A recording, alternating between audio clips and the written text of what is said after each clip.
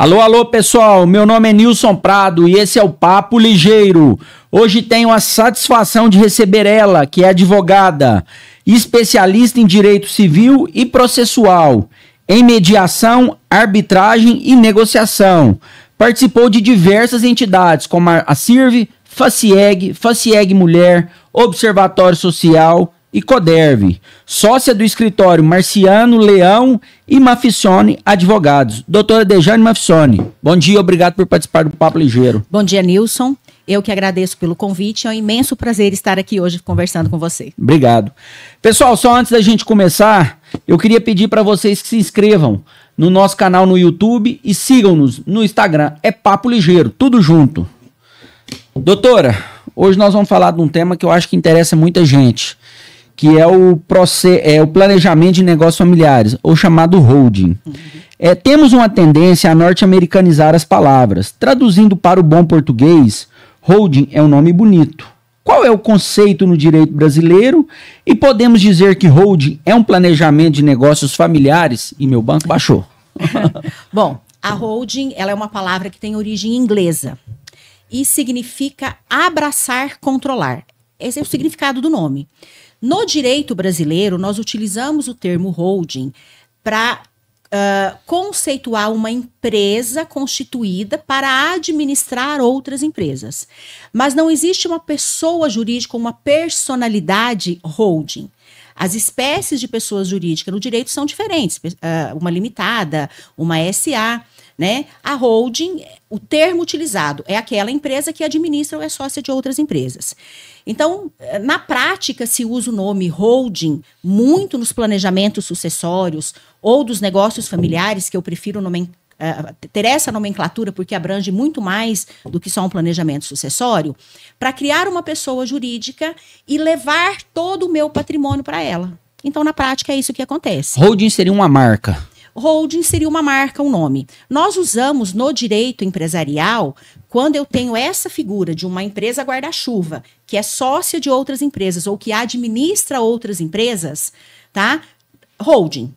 Porque o nome significa abraçar, controlar, mas não é uma pessoa jurídica, e uma espécie jurídica. A pessoa ouve holding, ela já meio que entende o que seria aquilo ali, assim, talvez não de forma tão dentro do negócio, mas ela já tem uma superficialidade do que seria. Isso. No meio jurídico, nós sabemos o conceito jurídico que eu utilizo o holding, né? Que é essa empresa guarda-chuva que abarca essas outras demais.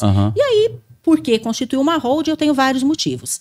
Na prática, principalmente na nossa região aqui, quando você fala em holding, a gente liga essa palavrinha holding ao planejamento sucessório. Né? Eu vou pensar em como ficarão meus bens na minha ausência ou no futuro. Resumindo, é isso. Mas você me perguntou, ela é só um dos instrumentos que a gente utiliza para planejar, ou fazer um planejamento sucessório, ou fazer esse planejamento de negócios familiares. E que em muitas situações pode não acontecer, pode não ser um instrumento adequado. Então, em um planejamento, tá, quer mais restrito ou mais amplo, conforme a matéria que eu vou utilizar e as situações que eu vou prever, eu posso sim criar uma pessoa jurídica simples, tá? Ou no formato de uma holding. Resolve o problema. E resolve o problema. Quando se vê um patriarca de uma família que, independente do seu patrimônio, se é grande, médio ou pequeno, quer deixar estruturado seus bens para os seus herdeiros, qual o principal benefício de se constituir uma holding? Olha, são vários. Eu vou destacar 3 que, na minha opinião, são os principais. Nós podemos, conforme o tipo de patrimônio, a forma de constituição e a atividade a ser exercida por essa pessoa jurídica, ter uma diminuição tributária, pagar menos tributo na pessoa jurídica do que na pessoa física. Dejane, isso vale para todo mundo? Não, não vale para todo mundo, é como eu falei, depende de cada situação específica. Então, é um benefício. Um segundo benefício, que é a função sucessória que nós falamos. Quando eu crio uma pessoa jurídica em qualquer formato, eu tenho a possibilidade de trabalhar esse patrimônio pensando na continuidade dos meus negócios, quando vierem os meus descendentes, quando vierem os agregados, eu tenho como trabalhar a administração, eu tenho como trabalhar a divisão desse patrimônio, se vier a acontecer. Eu tenho como trabalhar regras de trazer essas pessoas para a sociedade. Hoje, quando nós falamos em sucessão, nós temos que lembrar que não são só nossos filhos e netos nossos herdeiros. Nós também temos os agregados que são herdeiros. E aí, quando a gente pensa numa empresa familiar, que geralmente esse planejamento é feito para a empresa familiar, eu tenho que lembrar que aquele patrimônio que seria para a família direta trabalhar, eu posso trazer outros agregados em alguma situação. Então, eu tenho que planejar isso. Se eu não crio uma pessoa jurídica, ou se eu não crio uma holding, eu não tenho como controlar essa entrada dessas pessoas. Numa pessoa jurídica, eu tenho como fazê-lo. Eu não vou tirar o direito ao patrimônio. Mas eu tiro o direito dele exercer qualquer função. Ou vir para uma sociedade que é eminentemente familiar. Entendeu? Então, esse mecanismo, na minha opinião, é o mais importante. E tem uma terceira situação que também é benéfica, que é facilitar no eventual inventário. Por quê? Hoje nós temos a possibilidade do inventário judicial, que é quando eu não tenho consenso ou eu não tenho os herdeiros não são todos maiores e capazes, e o extrajudicial que eu resolvo via cartório. De forma amigável. De forma amigável. Só que durante a tramitação do inventário, quer no judicial ou no extrajudicial, eu não consigo praticar atos que ultrapassem a mera administração. Hoje, por exemplo, você não movimenta a conta bancária de quem faleceu sem um alvará judicial. Fica tudo travado. Fica tudo travado. Vamos imaginar essa situação voltada para o meio agropecuário, que é o que nós vivemos aqui. É possível eu esperar 6 meses para ter um alvará, para fazer uma negociação bancária, para plantar? E pode ser que 6 meses vire 9. Ou mais. Ou mais. Eu estou sendo otimista em falar 6 meses. Então, mas o inventário é extrajudicial. Não interessa. Você não vai conseguir fazer sem uma autorização judicial. Se eu tenho esse planejamento, se eu criei uma holding, né? Vamos usar o nome holding. Eu levo o patrimônio para lá, a atividade vai continuar sendo exercida pela pessoa jurídica. O que eu vou levar para o inventário? Cotas. Entendeu? Entendi. Se eu tiver um contrato bem estabelecido, determinando as regras de administração, depois do falecimento do administrador, essa substituição, a pessoa jurídica vai continuar a atividade como se nada tivesse acontecido. E eu vou estar lá ou no inventário extrajudicial ou no judicial dividindo cotas. Não, o imóvel facilita muito. Facilita muito. É como uma empresa quando tem ações. Cada um tem uma determinada quantidade de ações, independente de quem está lá na frente. E essa holding pode ser uma SA. Que ao invés de eu levar cotas, eu vou levar ações. Nós temos muitas empresas grandes. O Itaú mesmo é uma empresa que é uma holding. É uma holding na forma de uma SA. E aí pode ser de capital aberto ou não, conforme a opção da família. Entendeu? Pessoal, quero aqui falar de uma empresa do Grupo FETS, que é água mineral 13 tilhas. Tem água com gás, sem gás e é o melhor pH do Brasil. Tem muita gente vendendo gato por lebre, não tem, doutor? Tem demais. Tem médico vendendo chip do emagrecimento, chip da beleza. Tem muita gente vendendo que montar a hold é a 8ª maravilha do mundo, que não vai pagar imposto. Mas a gente sabe que não é assim, né? Na verdade, eu gosto muito de contar uma historinha quando a gente fala nesse vender gato por lebre. Por quê? Tem o professor Rodrigo Toscana, que é uma sumidade nessa área de holds e planejamento sucessório no Brasil. E ele é palestrante, professor. E quando a gente fala disso, ele fala assim, olha, eu gosto de lembrar uma história que o Ariano Suassuna conta. Que ele estava lançando um livro e na fila de autógrafos tinha 2 mulheres conversando. E uma perguntou para a outra, olha, você já foi para Disney? Ela falou, não, eu nunca fui. Como assim você nunca foi para Disney? Todo mundo tem que ir para Disney. E aí, o Rodrigo traz isso para a nossa realidade das holding. Qual que é a nossa realidade hoje? E a gente vivencia isso muito aqui em Rio Verde. Nas conversas entre amigos, o que se conversa é isso. Você não tem holding ainda? Como assim você não tem uma holding? Virou moda. Virou moda. E esse virar moda traz essas vender gato por lebre. Ou seja, para facilitar a contratação, para eu vender um serviço, infelizmente eu proponho facilidades que não existem. É um instrumento fantástico? Está acessível para qualquer empreendedor? Sim. Pode ser utilizado por qualquer um, independente do tamanho do patrimônio, características da família? Sim. Mas ela tem limitações. É um instrumento jurídico eficaz para eu planejar a minha vida futura, principalmente patrimonial e a minha sucessão, mas ela não traz milagre. Ela não evita, por exemplo, que eu pague tributo. O que ela pode fazer? Ela pode diminuir a minha carga tributária. Mas evitar que se pague não vai. Não, isso dificilmente vai acontecer. E a gente sabe a sede cada vez maior do Estado por questão de impostos. Então, essa questão de holding é questão de tempo para o Estado descobrir uma brecha para ir lá e... Na verdade, ele teria que modificar a tributação da pessoa jurídica. É difícil acontecer? Não, né? Mas nós já temos uma tributação muito complexa para as pessoas jurídicas. Só que na pessoa física a tributação é maior. Então, dependendo da atividade, dependendo como eu trabalho, eu tenho como otimizar isso através de uma holding. É um benefício interessante? É. Nós temos que fazer um planejamento bem feito, tem que fazer muita conta. Não é chegar e falar, constituir a holding, vou pagar menos tributo. Não. Essa não é a regra. E, infelizmente, se vende isso. Segundo o Estadão, mais 52% dos brasileiros não sabem se planejar financeiramente. Quando se busca constituir uma holding, buscam-se um planejamento? É uma cultura nova que está nascendo no Brasil, a de se planejar? Sim, até porque não é possível pensar em constituir uma holding sem ter esse planejamento.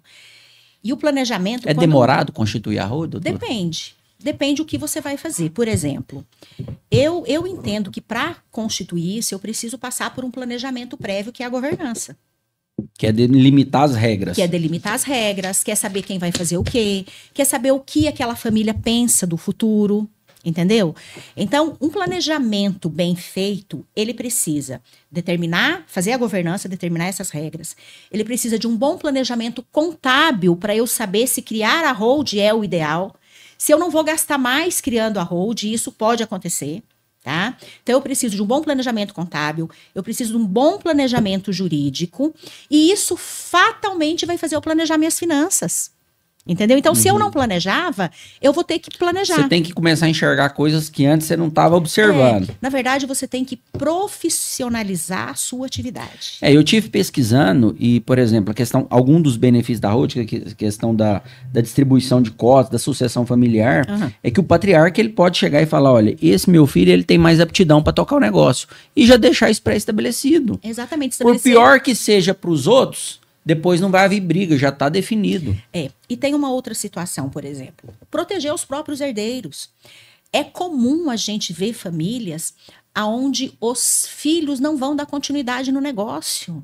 Cada um está exercendo uma atividade separada. Mas ele é herdeiro, certo? Ele é herdeiro, mas ele não vai vir para o negócio. Como é que eu vou delimitar isso? Ele vai continuar tendo a participação nos lucros, vai continuar tendo o patrimônio dele, e eu vou pegar aquele filho ou um terceiro, que também pode acontecer. Um administrador. Um administrador que vai administrar esse patrimônio. E aí aquele filho vai ter uma retirada mensal, um prolabore. Prolabore não, porque ele não vai trabalhar, mas ele vai ter participação nos lucros. Ele vai estar com o patrimônio garantido. Ele é um acionista como um acionista de bolsa de valores. Exatamente. Que tem dividendos. E vai ter uma pessoa competente cuidando do patrimônio dele. Ele não vai correr o risco de dilapidar o patrimônio. E ele vai ter direito de fiscalizar aquilo. Totalmente. Enfim. Então essas regras são importantes. A gente sabe que o negócio não é simples. Quando se contrata um profissional, seja ele advogado, na verdade tem toda uma estrutura jurídica e contábil por trás da engenharia da holding. Desde direito de família, societário, contratual, tributário, contábil. É caro, doutora, constituir uma holding? Depende do patrimônio. Na verdade, qual é o critério para a gente estabelecer tantos honorários de todos os profissionais que vão trabalhar? Valor do patrimônio. Valor do patrimônio, o tipo de planejamento que eu vou fazer, a complexidade desse planejamento. Entendeu? Então... Mas se você me perguntar, é inviável? De forma nenhuma. O custo para constituir, geralmente você compensa ele com a economia tributária que você vai ter em 2 ou 3 anos. Na maioria dos casos é assim que acontece. Então, um negócio, vamos dizer assim, que teria um payback, o pessoal fala, uma taxa de retorno de 3 anos. Né? Retorno financeiro. Fora os outros... As outras situações que vão facilitar a sua vida. Que o financeiro não necessariamente é o mais importante, conforme a senhora mesmo disse. Na minha opinião, a economia tributária ou a economia financeira é a menor Só o fato de não haver atritos e não haver brigas, isso aí já é já é um ponto muito ponto benéfico, positivo, né? Sim, com certeza. Existem casos ou famílias que a holding não é o melhor caminho? Existe. Na verdade, como eu falei, a holding é um dos instrumentos. Quando a gente pensa em fazer esse planejamento, Nilson, e essa é uma concepção que muitos têm de forma equivocada, eu tenho que primeiro conhecer a família de forma aprofundada. Eu preciso saber como que é a relação entre eles, se existem agregados ou pessoas fora da família. É o momento que o advogado se torna psicólogo, doutor? Com certeza, porque eu preciso conhecer a intimidade. Eu não consigo, por exemplo, fazer um planejamento sucessório se eu não tiver a garantia que não existem filhos fora do casamento, por exemplo. Porque isso impacta no planejamento e a situação... Mas pode ser que exista filhos fora do casamento e a pessoa nem sabe que existe. A gente pensa isso lá no planejamento, né? É uma situação que a gente... Porque pode aparecer. Pode aparecer. E ele continua tendo direito. Sem problema nenhum, e nós não temos como, com esse planejamento, tirar esse direito, tá? E esse é um cuidado que nós temos que ter, Nilson, por quê? Às vezes a gente fala, mas isso é passível de questionamento. Pode ser passivo de questionamento se eu não observar a legislação. E aí, para eu constituir uma holding, eu preciso entender as relações familiares, porque eu preciso respeitar o direito de família, eu preciso respeitar o direito sucessório, né? Eu não posso ter atos que gerem simulação. Então, não tem como você chegar e falar, olha, criar uma holding é pegar as regras do direito societário e criar um contrato social. A holding é um ser vivo, não é, doutora? Pode ser. É um ser vivo no sentido assim, eu não sou advogado, nem quero dar aula de direito aqui, mas o que eu vejo é o seguinte, vem um filho que é de fora do casamento, ele aparece de repente. Ou o filho do patriarca morre e tem a esposa que tem filhos e que vai acabar entrando na sociedade. Então, é um ser vivo, não tem como você prever tudo que pode acontecer. Não tem. A gente pensa nas situações mais corriqueiras, né? E aí ela serve exatamente para isso, para eu regulamentar. Se acontecer isso, qual é a regra? Se acontecer aquilo, qual é a regra? Entendeu? Entendi. Então, num primeiro momento, eu preciso conhecer a família. E, às vezes, conhecendo a família, conhecendo o que ela quer para o futuro dela. Porque é o principal objetivo. Ora, eu estou pensando em fazer esse planejamento, mas não é o que eles querem. Ou essa característica da família não é possível eu dar continuidade nisso daqui a 5 anos. Então, às vezes, a criação de uma holding não é o melhor negócio. Nós usamos outros instrumentos para regulamentar. Isso acontece muito. Ou, às vezes, o meu patrimônio, da forma como está no meu imposto de renda, eu vou gastar mais se eu criar uma holding. Eu tenho outro planejamento tributário que eu possa resolver aquele problema. Mas você, por exemplo, pode ter uma holding pessoa jurídica e continuar trabalhando na pessoa física. Sem problema nenhum. Né? Porque aí você vai trabalhar com... É uma engenharia tributária, né? Você não está só negando imposto. Você está usando uma expertise de profissionais de alta qualidade que vai fazer com que você pague menos imposto de forma correta, honesta. Exatamente. Não tem nada de ilegal. O que eu faço é pegar as possibilidades jurídicas para organizar o meu patrimônio e tirar mais vantagem disso. É tão somente isso. E resolver os outros problemas que a gente já falou. Doutora, de acordo com o livro Holding Familiar, Noções Básicas, do autor Marco Túlio Freire, um objetivo de constituir uma holding é a definição de regras sucessórias, que é o que a gente está falando, evitando a possibilidade de disputas e desavenças futuras entre os herdeiros, uma vez que é realizada em vida pelo chefe ou patriarca. Então, esse é um dos principais objetivos também, né? Evitar confusão, né? Evitar confusão. A grande facilidade é eu poder regulamentar relacionamento. O que a gente vê na prática aqui? A maior destruição das famílias é questão de herança, doutora? Podemos dizer assim? 90%. É, né? 90%. São os atritos em relação ao que a família pensa daquele patrimônio. Entendeu? E quando eu tenho regras bem estabelecidas, eu tenho que respeitar. Por isso que criar uma holding, ela precisa passar pela anuência de toda a família. Eu preciso entender o que essa família quer. Porque, às vezes, ao invés de eu até facilitar... dos novos entrantes? Como nora ou genro? Que... Inclusive. Inclusive por quê? Porque nora e genro pode ser herdeiro. E aí, vamos imaginar, eu tenho uma situação que eu não previ, não observei isso, e esse agregado vem para a sociedade, não vai só receber o patrimônio que tem direito, não. Vem da palpite. Vem da palpite. E aí eu posso criar um problema sério, né? E não só com agregados, não, com os próprios familiares.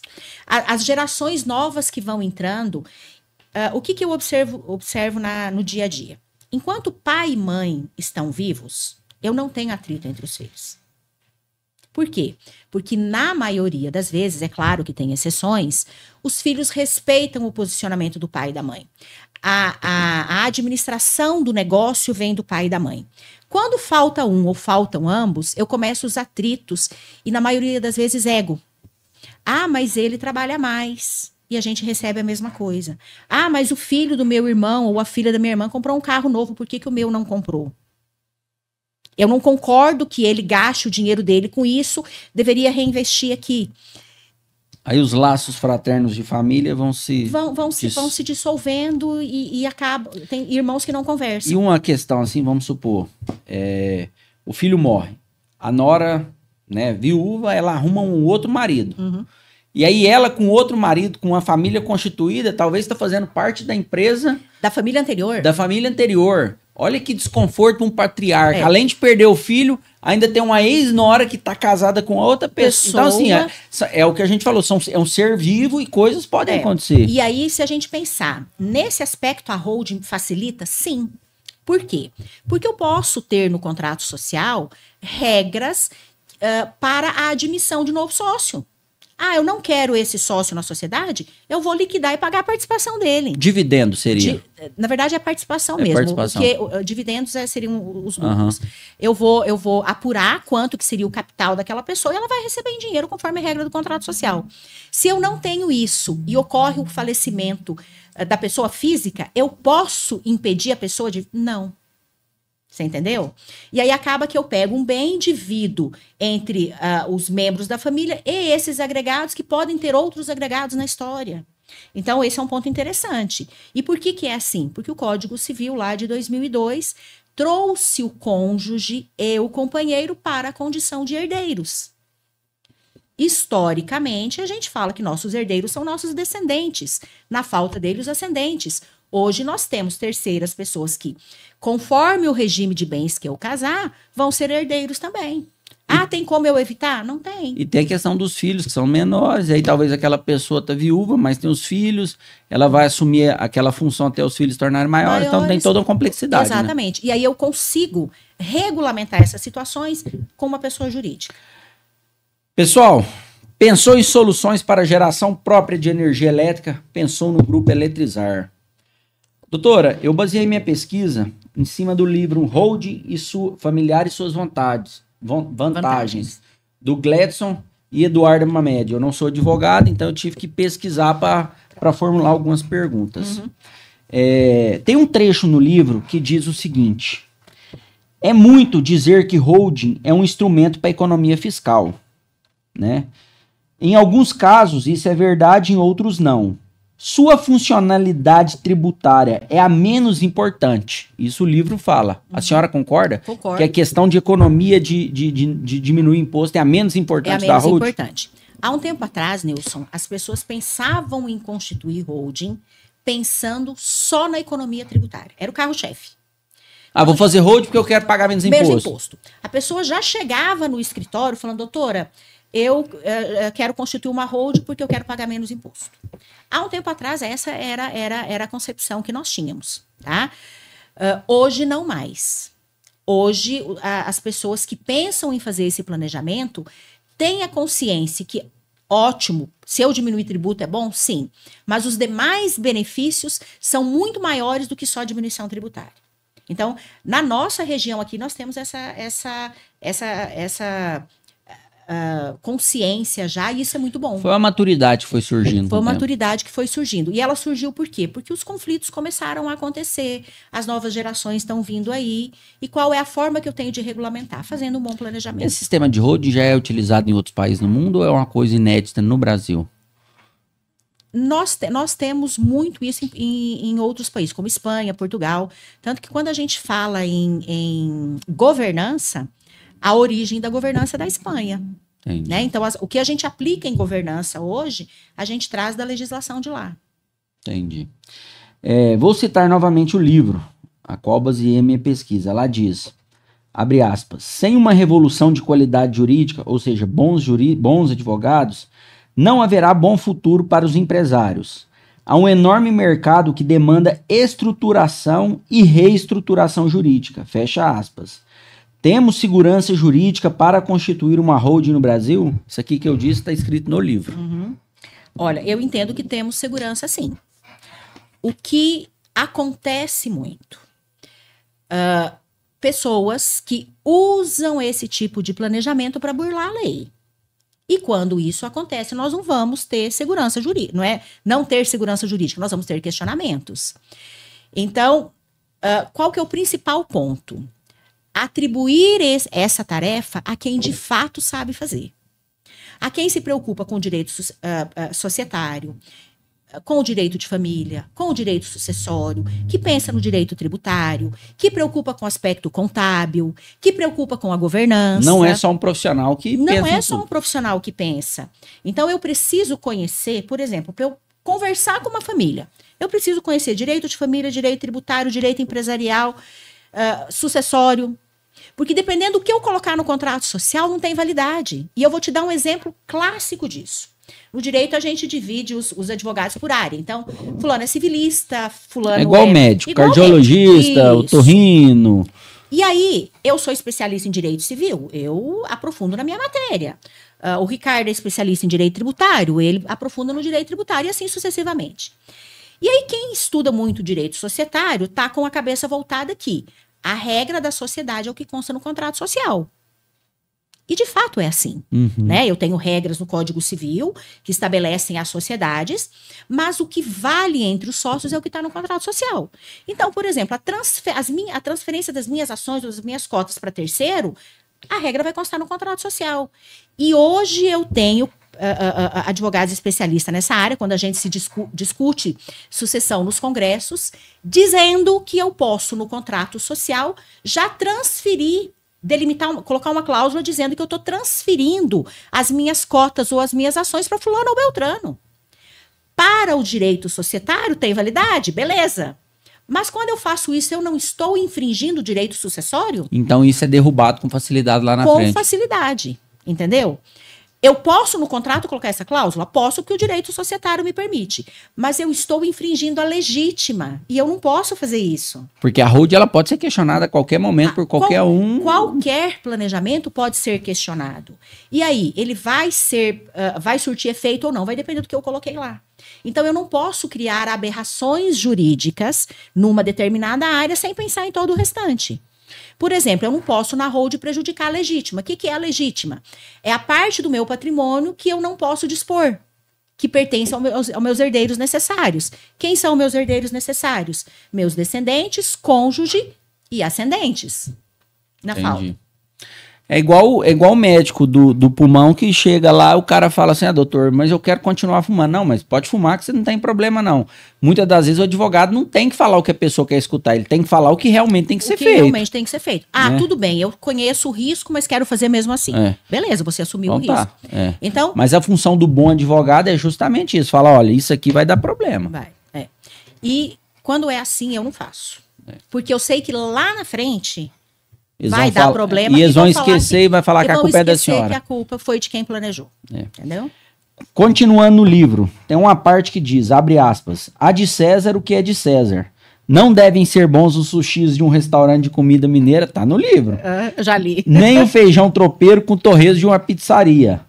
De forma resumida, os autores dizem que assessoria e consultoria jurídica regulares de bons profissionais são uma barreira que exige ser vencida na cultura brasileira. A senhora concorda? Tem muita gente querendo contratar o mais barato? Integralmente. E o que acontece? Nós falamos do modismo lá atrás. Holding hoje, falar que é especialista em holding, planejamento sucessório é moda. Então todo advogado é especialista nisso.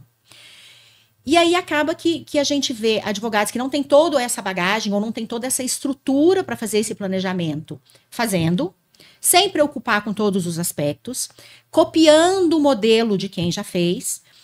Eu vejo muito lá no escritório, eu pego o modelo de um contrato, de outro contrato e crio uma holding, Ou tem pessoas... Ctrl-C, Ctrl-V. Ctrl-C, Ctrl-V, não analisaram a situação específica. Tem pessoas que vão lá no contador e falam, abre para mim e faz. O contador é uma peça extremamente importante. Ela é indispensável. O contador é indispensável. Porque ele sabe sua vida financeira. Financeira e contábil. Ele sabe como fazer. Então, não dá para pensar num planejamento sem um contador. Dá para pensar num planejamento só com o contador, sem o advogado? Também não. Entendeu? Então, infelizmente, nós vivemos essa realidade. Se você entrar no Instagram e digitar a palavra holding... Quero contratar você vai ter ofertas de tudo quanto é jeito. Técnico em holding. Técnico em holding, especialista em holding. Então, assim, o que nós temos que pensar? É o cliente que tem que procurar um bom profissional, que tem toda essa estrutura e que vai fornecer um bom trabalho. Porque amanhã ou depois ele vai ter um problema sério. Tá? E aí o barato sai caro. E o barato sai caro. Continuando com o livro, se diz: é impressionante que quando o assunto hold familiar surge, toda a atenção volta-se para duas questões predominantes, que é o que a gente já falou, tributo e sucessão. Mas de acordo com os autores Gladson e Eduardo Amamed, o que mais deveria preocupar a sociedade em si, eles continuam com um trecho forte. Abre aspas, uma família pode se destruir ou se implodir como resultado de um processo de pejotização mal feito. Pejotização é pessoa jurídica. Uhum, a senhora concorda? Lembra que eu falei pode destruir uma família? Pode. Lembra que eu falei para você que para a gente pensar num planejamento eu preciso conhecer a família de forma aprofundada? É o primeiro passo. É o trabalho da psicóloga. É o trabalho da psicóloga. Então, às vezes, a gente faz esse trabalho junto. Eu gosto de pensar num planejamento fazendo a governança, porque daí eu aparo na governança essas arestas que podem gerar o conflito lá na frente. Essa é uma das funções da governança. Quando eu faço uma governança bem feita, tá? E parto para um segundo momento, que é o planejamento jurídico, dificilmente eu vou ter um problema depois. Entendeu? Desde que seja bem feito. Desde que seja bem feito. Porque mesmo sendo bem feito, você pode ser questionado. Só que aí, como você está estruturado, a chance de ser derrubado é menor. É menor. E quando você pensa, quando você vem dessa governança bem feita, Nilson, você pensa nas cláusulas contratuais específica para aquela família, específica para os problemas que eu já sei que vão acontecer. Então vamos supor, eu tenho um vizinho de fazenda que ele fez um arroz e falou, não, compadre, mas aquilo lá é bom demais, pode fazer igual a minha. Não existe isso. Não existe. Cada caso é um caso, cada família é uma família. Cada família é específica, não existe receita de bolo. Primeiro passo. Eu já tive situações do cliente chegar no meu escritório com o modelinho do contrato pronto. Doutor, aqui, ó, tô querendo pagar menos tributos, já fiz o negócio, eu quero que a senhora olhe para mim. Falo, não é assim que funciona. Aí quando você fala da complexidade, de todas as áreas que isso envolve e dos problemas que ele pode ter lá na frente, fala, nossa, doutora, mas eu achei que era tão fácil. Doutora, me veio uma pergunta agora na cabeça, essa não tá nem aqui. A gente fala muito em arbitragem, né? Uhum. A hold, ela pode ser vinculada a um sistema de arbitragem? Sim. O contrato... Só queria que a senhora falasse o que é uma arbitragem. Arbitragem é a resolução de conflitos de forma extrajudicial e não pelo judiciário. É como se fosse uma privatização da justiça. Uma privatização da justiça. Mas ela só é possível para direitos disponíveis. Então não envolve direito de família, que envolva menor, tá? Mas do direito disponível, que essa situação de uma pessoa jurídica é um direito disponível, patrimônio é direito disponível, eu posso levar eventual questionamento para a arbitragem. Que é mais rápida, mais barata. É mais rápida, mais barata e mais eficaz. Por quê? Eu escolho as regras de quem vai julgar, eu escolho quem vai julgar ou quantas pessoas vão julgar, porque pode ser uma ou várias pessoas. E essa pessoa só vai julgar com base no que eu determinei, no que as partes determinaram, e geralmente é um especialista na matéria. Ela é mais confiável, a arbitragem, doutor? Ela é tão confiável quanto, tá? Eu, Dejane, levo todos os meus contratos para a arbitragem. Por quê? Porque da decisão do árbitro, que tem o efeito, é como se fosse uma sentença judicial, é um juiz a mesma natureza, é um juiz particular, tá? Não cabe recurso. Então, quando eu concordo em levar arbitragem para um contrato, colocar uma cláusula arbitral, eu concordo que eu vou aceitar aquela decisão daquele especialista que nós escolhemos. que eu não vou ficar procrastinando eventual decisão. Então a melhor forma de fazer uma hold também, pensando nisso, é a arbitragem, né? A melhor forma é colocar no contrato social a arbitragem. Tá? Nós podemos colocar duas. Eu costumo colocar a cláusula escalonada. Mediação, que é quando você tenta resolver sem uma decisão, e não resolvendo na mediação, você leva para arbitragem. Porque o que a gente vê no judiciário brasileiro, eu não estou criticando, mas a demora é muito grande, né? A demora é muito grande, o custo é muito grande. E o desgaste emocional é muito grande. E o desgaste emocional é muito grande. E tem mais um outro detalhe. Nós não temos, na maioria dos estados, juízes especialistas em determinadas matérias, de forma aprofundada. Ele é um clínico geral que atua, por exemplo, em todo o direito civil. E é um pinga-pinga de juiz, né? É um pinga-pinga de juiz, cada dia tem um. Então, assim, a arbitragem, na minha concepção, tá? Ela te traz uma maior segurança, com certeza. A última pergunta, baseada no livro, um dos incômodos mais comuns, que aí é a questão do ego, está na alteração da titularidade dos bens. Ou seja, não é mais minha fazenda, minha loja, minha indústria, o poder psicológico dos pronomes. Meu. A partir do momento que você forma uma holding, não é o meu, é o nosso. Isso aí pesa também, né? Pesa. Na verdade, além disso, pesa uma mudança de cultura. Porque é diferente eu trabalhar com o patrimônio meu, no meu nome, pessoa física. Que eu faço o que eu quero. Que eu faço o que eu quero, do que eu trabalhar numa pessoa jurídica que eu tenho outros sócios, né? Então, assim, eu profissionalizo. Então, eu sou levado a sair daquela situação que eu fazia de qualquer jeito para uma outra realidade que eu tenho que me profissionalizar. Que pode ser questionado pelos outros sócios e querer destituir aquela pessoa que está à frente. Exatamente. Então, doutora, isso é uma das questões também que a gente acaba conversando e vendo em vídeos, enfim, é a questão do usufruto, né? Também tem que tomar muito cuidado porque talvez o pai confia no filho, não vira usufrutuário, depois o filho quer vender aquela casa, aquele bem do pai, acaba tirando ele de lá para vender. Então também é uma coisa que tem que ser pensada, né? Garantir o direito daquela pessoa que é o patriarca, que já está mais velho, né? Que Sim. ele tenha direito àqueles bens e que ele possa usufruir até o último dia de vida dele. Exatamente. É por isso que tem que ser um planejamento bem feito. Como é que nós vamos fazer esse planejamento? Pensando nas duas situações. Protegendo o direito do herdeiro, que vai vir para o negócio ou que vai receber esse patrimônio depois, e do patriarca enquanto vivo ele for. Né? Eu não posso dispor de herança de pessoa viva. Esse pacto corvina que a gente fala, ele é nulo. Então, eu tenho que tomar muito cuidado nessas regras contratuais. Proteger quem é o dono do patrimônio. Essa é a realidade. Mas é possível, tá, Nilson? Tem mecanismos para isso. Agora eu vou defender o governo, você acredita? Ah, você não vai fazer isso. Tô brincando. Sabemos que o governo tem uma sede insaciável por dinheiro. No caso do imposto de transmissão causa mortes, que é o ITCMD brasileiro, quando... Estou falando do ITCMD, não estou falando dos impostos gerais, não estou defendendo o governo. Quando comparado a outros países, tem um valor bem abaixo do que a média mundial. Então, hoje, se trabalha com 8%. A pessoa morreu, tem 1 milhão, 8% é 80 mil. No Japão, é 55%. Isso foi baseado num livro que eu estava lendo também. Na Alemanha, é 50%.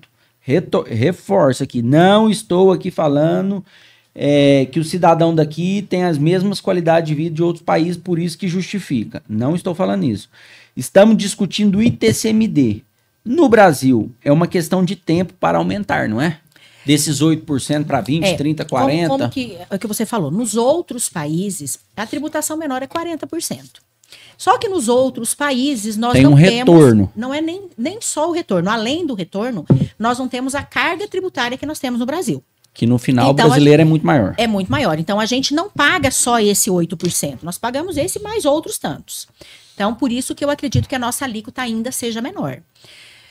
Como que é o cenário brasileiro hoje? A Constituição Federal atribui ao Senado a estipulação da alíquota desse tributo. E hoje o Senado estabeleceu por resolução uma alíquota máxima de 8%. Mas tem estado cobrando 4%, né? Por quê? Porque a alíquota máxima é 8%. Se eu não me engano, é o Pará. Pará, São Paulo é 4%, Paraná é 4%, Goiás era 4% até 2016. Tem estado que cobra 2%. Então, até a alíquota de 8%, cada estado pode regulamentar como ele quiser.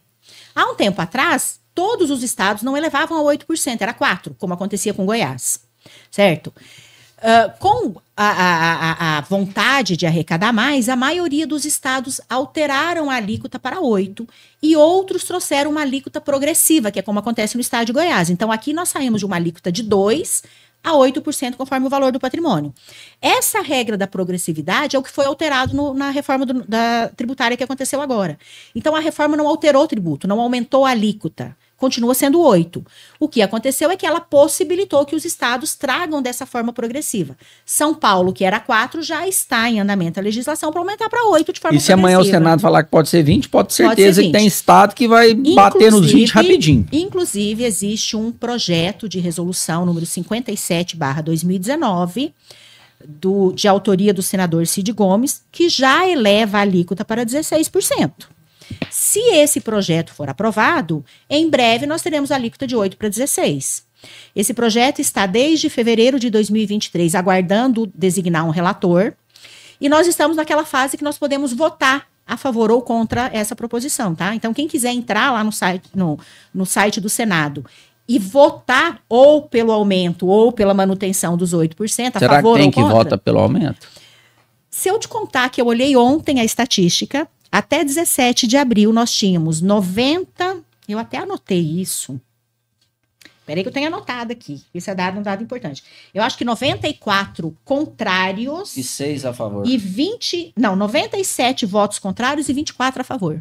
Nossa, então tem muita gente querendo pagar mais imposto. Tem muita gente querendo pagar mais imposto, entendeu? Então assim... Eu não vejo problema em pagar imposto, o problema é o retorno que a gente tem. O estado inchado que nós temos, o gasto excessivo que a gente via que pode diminuir. Que pode diminuir. É o que eu penso também. Tá? Eu queria citar Rio Verde.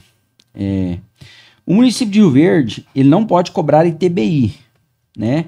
Quando ocorre a transferência de bens de pessoa física para jurídica, mas está cobrando, né? Tá. Como que funciona isso? Nós temos a Constituição Federal que vem e fala que na incorporação de patrimônio pessoa física para a pessoa jurídica não incide ITBI, Constituição Federal. Ponto. Temos o Código Tributário Nacional que traz isso também. E temos o Código do Município de Rio Verde, o Código Tributário Municipal, que também tem essa regra. Não incide ITBI na incorporação do patrimônio pessoa física para jurídica. Ponto. Regra de não incidência que a gente fala, até que não é nem isenção, que é uma imunidade que está lá na Constituição Federal. O que aconteceu? Eu tenho exceções, dependendo do tipo da pessoa jurídica, quando ela é destinada à locação, alienação de bens, aí sim eu posso cobrar o ITBI. Mas nos demais casos eu tenho essa não incidência. Levou-se um questionamento para o STF, onde uma empresa, nessa incorporação, pegou um patrimônio que ela tinha, e ao invés de levar como aumento de capital, como incorporação de capital social, que aí eu tenho a isenção, levou parte dos bens como aumento de capital e parte como reserva de capital, que é outra figura totalmente diferente, contábil.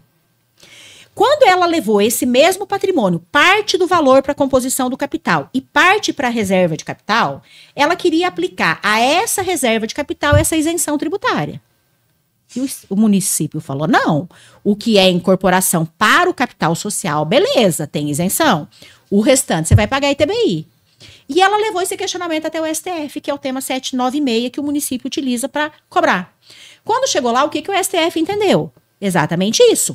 A incorporação para a composição do capital não incide ITBI. Mas a composição para reserva de capital, sim, que é uma figura contábil. Aí é o que a prefeitura está usando como argumento. Aí é o que a prefeitura está usando como argumento. Mas dá para derrubar? Dá, a gente tem questionado judicialmente, porque na verdade... Mas tem que pagar.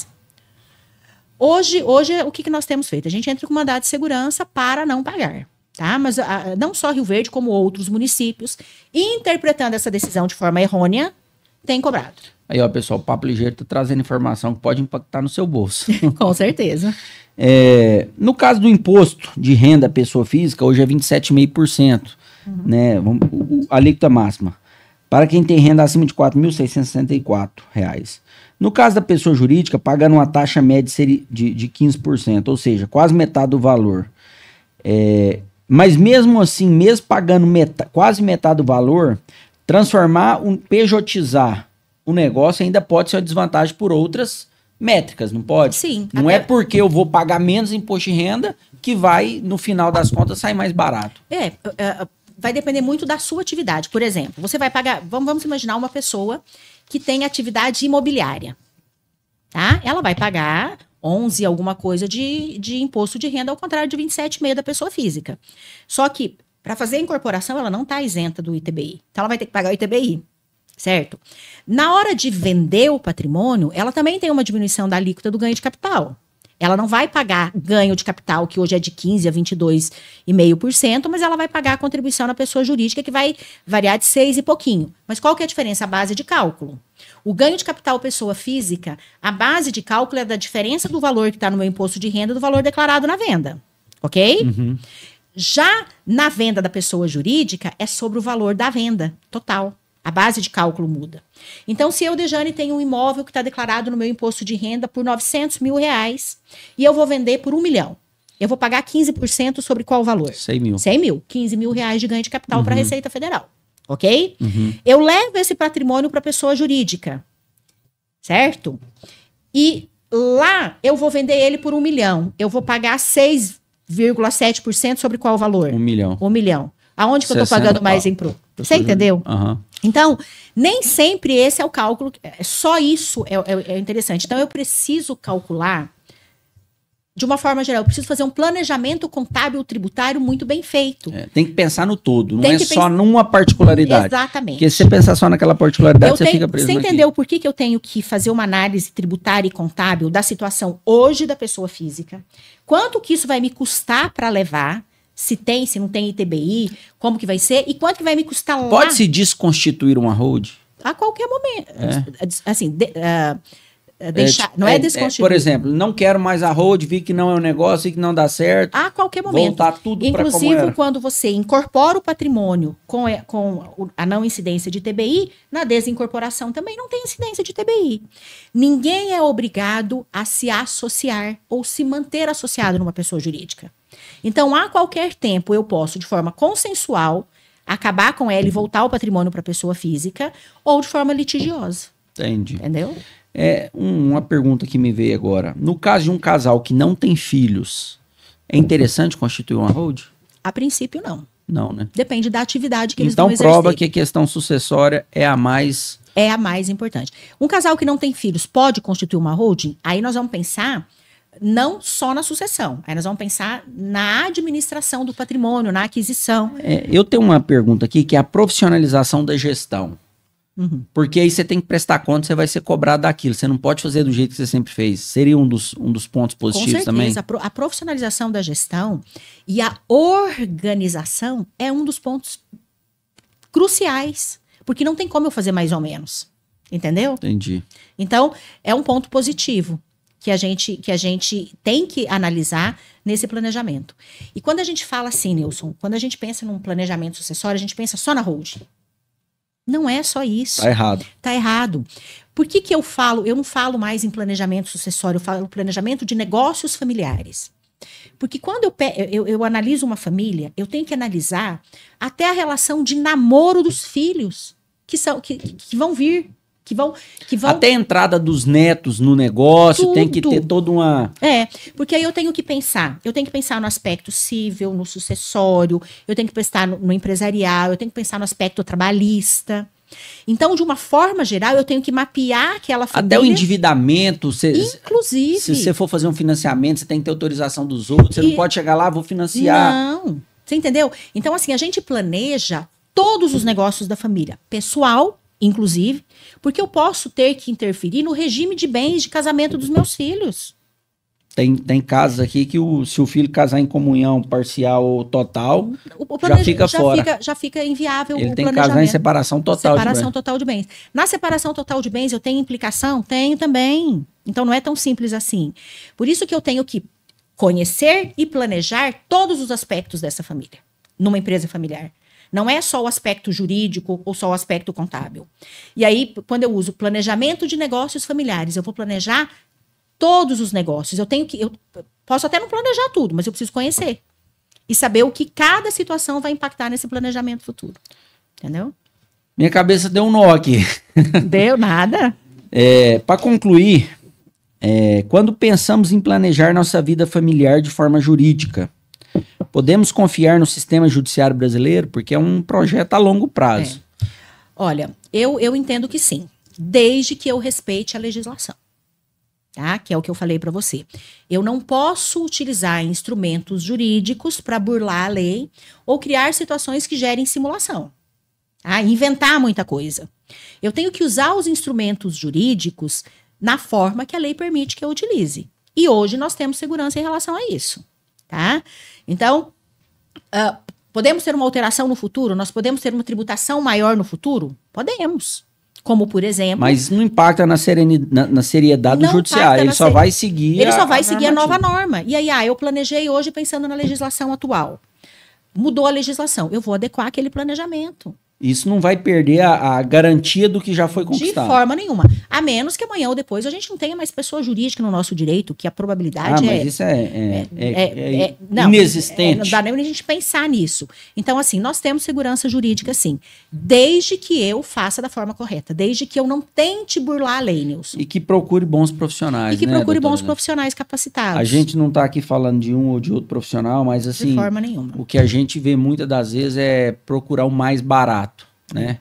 E o mais barato muitas das vezes sai caro. Pode sair caro, tá? Nós temos profissionais em todas as áreas. Então, nós temos equipe na área civil, na área trabalhista, na área tributária, na área de direito empresarial. E nós não temos, e temos convênios, né? Temos, assim, parcerias com escritórios de contabilidade que fazem a governança. Tem que contratar um psicólogo também para entender a demanda familiar. Na governança, eu sou quase psicólogo, né? Eu brinco. Tô brincando. Mas, assim, na governança a gente tem esse trabalho também. Então, é um trabalho multidisciplinar, não tem como sozinho fazer. Né? Não tem como a Dejane sozinha fazer, Ricardo sozinho fazer, Renata fazer, é impossível. É muita prepotência, né? Achar que faz sozinho. Que faz sozinho. É igual um prédio que o engenheiro faz a conta sozinho, aí se ele tiver errado, lascou. Lascou. Então, no direito não é diferente. Então, a gente tem que trabalhar na área que você conhece, que você tem especialidade, e na constituição de holding é assim também. Doutora Dejane, queria agradecer a senhora pela participação aqui no Papo Ligeiro, dispor um tempo para estar aqui discutindo e ensinando a gente um pouco sobre isso. Saiba que eu tenho uma grande admiração pela senhora. Uma vez uma pessoa falou, tá vendo aquela ali, ó, aquela ali não tem cara de perder a ação, não. A senhora gosta de churrasco? Demais, inclusive eu sei fazer churrasco. Ué? Tem então curso. Tem que convidar nós, ué. Tem uma faca aqui que é uma lembrança do Papo Ligeiro dos nossos entrevistados. Depois você vê se o corte dela é boa. Vou testar e vou te mandar. Tá bom. Falando. Eu que agradeço, Nilson, pelo convite e fico à disposição. Né? Eu sou fã do seu trabalho. Obrigado. E também te admiro muito. Você faz um trabalho fantástico aqui na cidade, tanto na área do associativismo, e com esse programa agora você está trazendo muito conhecimento. Então, continue assim. E vamos aprender a falar em público, né? Vamos aprender a falar em público. Pensar no pé dos alfaces. Pensar no pé dos alfaces. Traz efeito.